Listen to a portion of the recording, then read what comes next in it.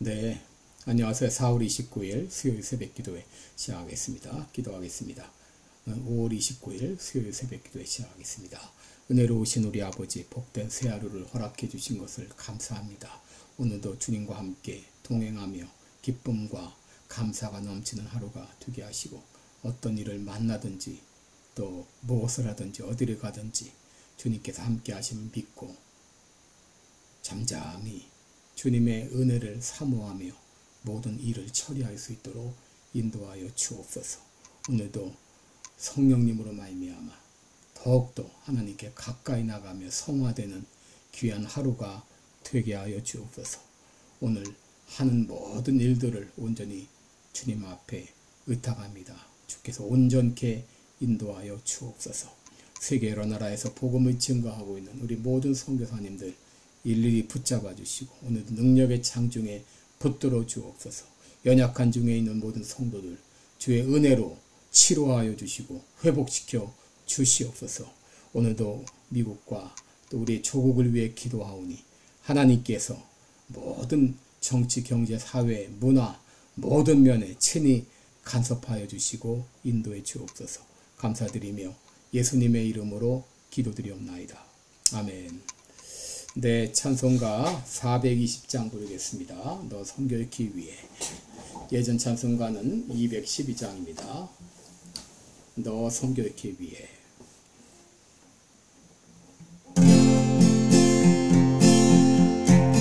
너 성결케 위해 늘 기도하며 너 주 안에 있어 늘 성경 보고 온 형제들 함께 늘 사귀면서 일하기 전마다 너 기도하라.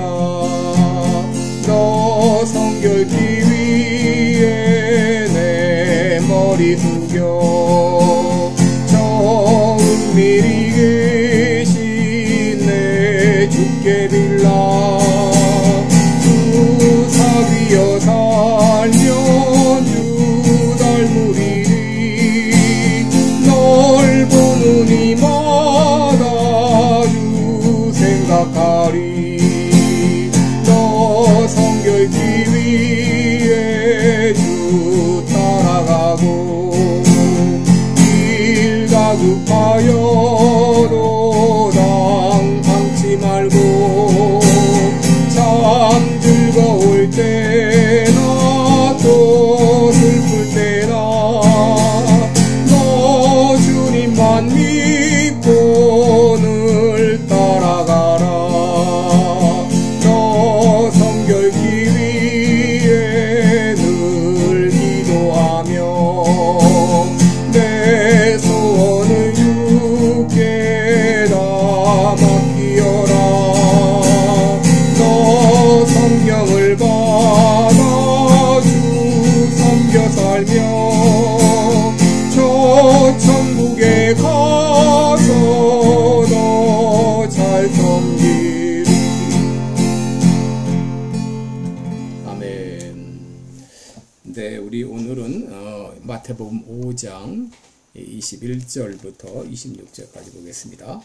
마태복음 5장 21절로 26절입니다. 제가 봉독해 드립니다. 옛사람에게 말한 바 살인치 말라. 누구든지 살인하면 심판을 받게 되리라 하였다는 것은 너희가 들었으나 나는 너희에게 이르노니 형제에게 노하는 자마다 심판을 받게 되고 형제를 대하여 나가라 하는 자는 공회에 잡히게 되고 미련한 놈이라 하는 자는 지옥불에 들어가게 되리라.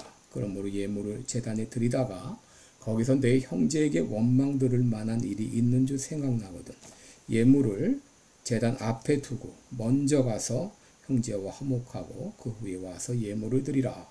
너를 송사하는 자와 함께 길에 있을 때에 급히 사와라. 그 송사하는 자가 너를 재판관에게 내어주고 재판관이 관이에게 내어주어 옥에 가둘까 염려하라. 진실로 내게 이르노니 내가 홀이라도 남김이 없이 다 갚기 전에는 결단코 거기서 나오지 못하리라. 아멘. 네, 우리 오늘은 먼저 가서 형제와 화목하고 이런 제목으로 함께 말씀 나누겠습니다. 여러분, 인생에 있어서 확실한 성공의 비결은 반드시 해야 될 것을 하고 또 해서는 안 될 일을 하지 않는 것이죠. 그리고 해야 될 일을 무엇을 먼저 할 것인가, 먼저 할 것은 먼저 하고 나중 할 것은 나중 하는 것입니다. 한 교수가 학생들에게 과제를 주었죠. 자갈과 모래와 물을 주고 가급적 이제 항아리에 많이 담으라 라고 했습니다. 여러분, 그런데 가장 많이 담으려면 어떻게 해야 되겠습니까? 먼저 물을 붓고 그 다음에 모래를 담고 그 다음에 자갈을 담는다면 많이 담지 못하죠.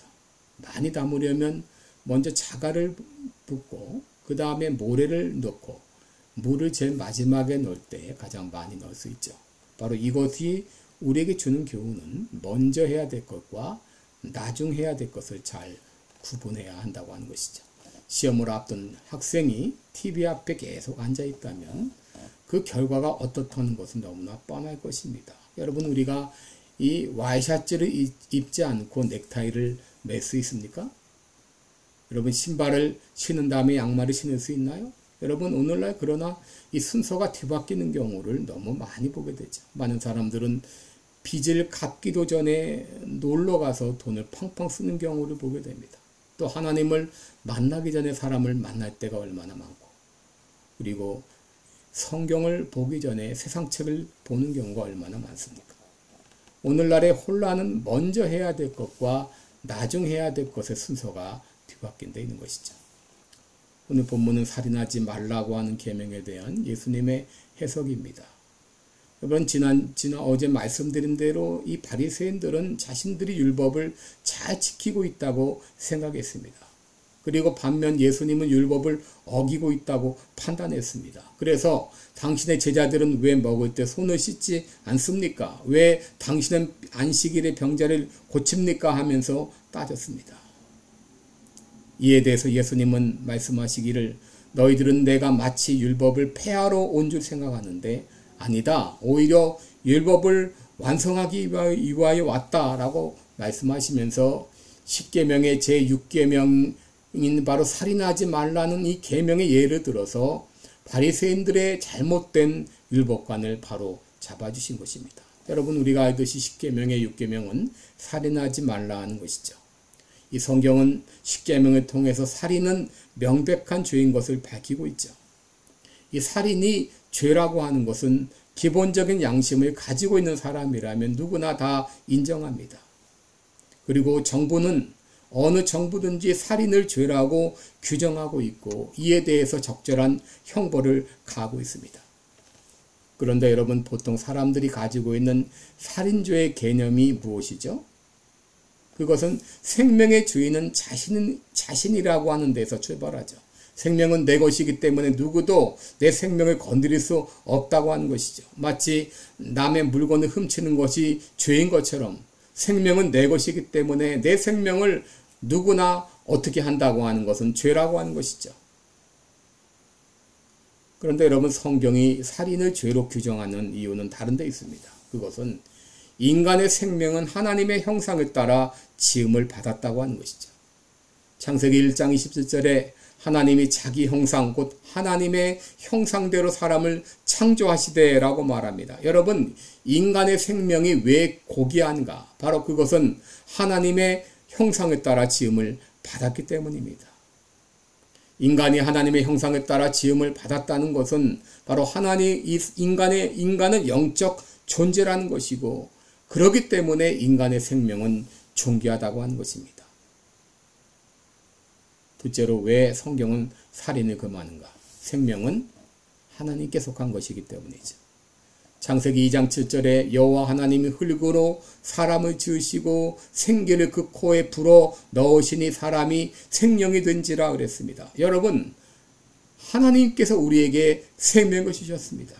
그러기에 우리는 이렇게 기도합니다. 인간의 생사화복을 주장하시는 하나님 아버지, 여러분, 인간의 생명은 하나님께 달려있고 생명의 주인은 하나님이십니다. 그러므로 사람을 죽이는 것은 혹은 스스로 생명을 끊는 것은 죄인 것이죠.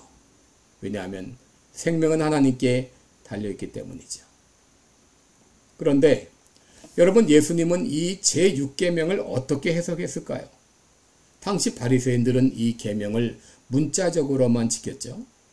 사람은 진짜 죽이지만 않으면 이 계명을 범한 것으로 생각하지 않았습니다.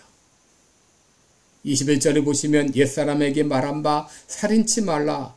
누구든지 살인하면 심판을 받게 되리라 하였다는 것은 너희가 들었으나 그랬죠. 여러분, 여기 옛사람들이 말한 바, 이 옛사람들이 말했다고 하는 것은 바로 바리새인들의 전통이나 장로들의 유전을 말합니다. 구약의 율법은 살인하지 말라고 했습니다. 그런데 여러분, 이 바리새인들은 여기다가 다른 말을 덧붙였습니다. 너희가 살인하게 되면 심판을 받게 될 것이다 라는 말이에요. 이 심판을 받게 된다고 하는 말은 치안 판사에 의해서 심판을 받게 된다, 그런 말입니다. 살인을 했으니 당연히 이런 심판을 받게 될 것이다. 그러니 살인하지 말라라고 말했습니다. 여러분, 우리가 살인해서는 안 되는 이유는 심판을 받기 때문이 아닙니다. 그것은 하나님의 명령이기 때문인 것이죠. 여러분, 기독교 윤리의 기본은 바로 하나님 앞에서입니다. 무엇을 하든지 하나님 앞에서가 기준이 되어야 됩니다. 골로새서 3장 22절 보면 종들아 모든 일에 육신의 상전들에게 순종하되 사람을 기쁘게 하는 자와 같이 눈가림만 하지 말고 오직 주를 두려워하여 성실한 마음으로 하라. 여러분, 우리가 사람의 생명을 해하지 말아야 될 이유는 하나님께서 금하신 것이고 무엇이든지 하나님 앞에 있기 때문인 것이죠. 그러기에 예수님은 이 계명의 근본 정신을 가르쳐 주십니다. 22절을 보시면 너희 중에 형제에게 노하는 자가 있느냐? 형제에게 라가라는 자가 있느냐? 여러분, 여기 라가라고 하는 말은 쓸모가 없다, 머리가 텅 빈 그런 뜻이죠. 멸시하는 태도를 말합니다. 또 형제를 향하여 욕하는 자가 있느냐? 예수님께서는 다른 사람들에게 욕을 하고 멸시하고 또 미워하는 이 모든 것도 살인이라고 말합니다. 여러분, 이것이 예수님의 해석입니다. 이렇게 볼 때 우리 중에 살인자가 아닌 사람은 아무도 없을 것입니다. 요한일서 3장 15절에 그 형제를 미워하는 자마다 살인하는 자다라고 말했습니다. 여러분, 우리들은 누구나 남을 미워한 경험이 있을 것입니다. 그렇다면 살인자라고 말합니다. 왜 그렇습니까? 여러분, 어떤 심리학자가 살인자의 심리를 분석하면서 깜짝 놀랐는데 그것은 그 살인자의 심리가 자기 안에도 똑같이 있음을 발견했기 때문에 깜짝 놀랐다고 합니다. 내가 비록 직접 사람은 죽이지 않았을지라도 간접적으로 살인했음을 알고서 인간 자신이 얼마나 악한지 새삼 놀랐다고 합니다.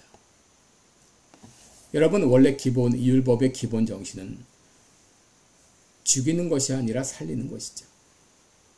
다시 말해 다른 사람의 생명을 존중하고 사랑하라고 하는 것이었습니다. 그런데 바리새인들은 사람들의 생명을 존중하고 사랑하는 마음이 없이 그저 자기 의를 유지하는 수단으로만 생각했습니다. 그러기에 예수님은 그들의 위선적인 행위를 책망하신 것이죠.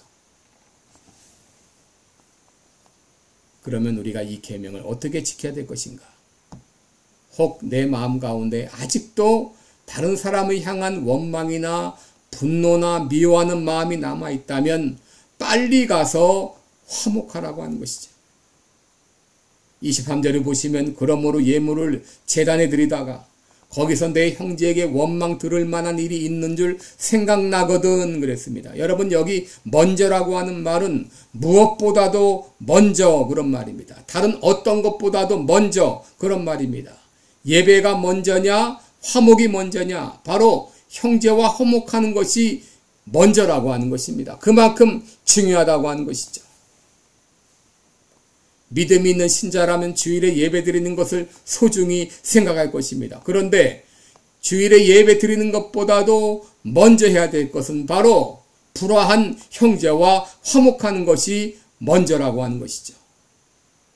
이것을 위해서 너희는 가서 그랬습니다. 여러분, 너희는 가서라고 하는 말은 이웃과 바른 관계를 갖기 위해서 적극적인 태도를 취할 것을 말하고 있는 것이죠. 여러분, 이 일을 우리가 언제 해야 되는가? 25절에 보면 너를 송사하는 자와 함께 길에 있을 때에 급히 사화하라 라고 말했어요. 급히 사화하라. 이 급히라고 하는 말은 그만큼 빨리 급히 사화하라. 할 수 있으면 빨리 사화하라고 하는 것이죠. 그리고 어느 정도로 해결하라고 하시는가? 26절에 보시면 홀이라도 남김이 없이 하라. 홀이라도 남김이 없이. 여기 홀이라고 하는 것은 원래는 이 고드란트, 동전의 단위죠. 고드란트를 말합니다. 아주 작은 돈의 단위. 원 페니를 말합니다. 그렇게 작은 것까지도 깨끗하게 해결하라고 하는 것이죠. 사랑하는 성도 여러분, 우리에게는 해야 할 것과 하지 말아야 될 것이 있습니다. 그리고 먼저 해야 될 것과 나중에 해야 될 것이 있습니다. 여러분, 순종이 먼저이고 제사가 나중입니다. 그리고 형제와 화목하는 것이 먼저고 예배가 나중입니다. 여러분, 이 순서를 우리가 명확히 지켜야 됩니다. 이 일을 우리가 인간적으로 할 때 참 힘듭니다. 내 안에 감정이 남아있기 때문에, 앙금이 남아있기 때문에 쉽게 이것을 해결하지 못합니다. 그러나 여러분, 우리가 주님 앞에 기도하며 성령께서 도와주실 때 우리들은 할 수 있습니다. 여러분, 옆에 있는 믿음의 형제와 화목하지 않고 어떻게 우리가 하나님 앞에 예배를 드릴 수 있겠습니까? 여러분 마음 가운데 아직도 남아있는 이런 감정과 미움과 앙금이 남아있다면 먼저 형제에게 가서 화목하고 그리고 나서 예배를 드려야 될 것입니다. 기도하겠습니다. 은혜로우신 우리 하나님 아버지, 참으로 우리 가진 믿음이라고 하는 것이 너무나 위선적인 것이 아닙니까? 하나님 앞에 거룩하게 예배 드린다고 하면서 아직도 내 안에 형제를 향한 앙금과 원망과 미움이 남아있는 것이 아닙니까?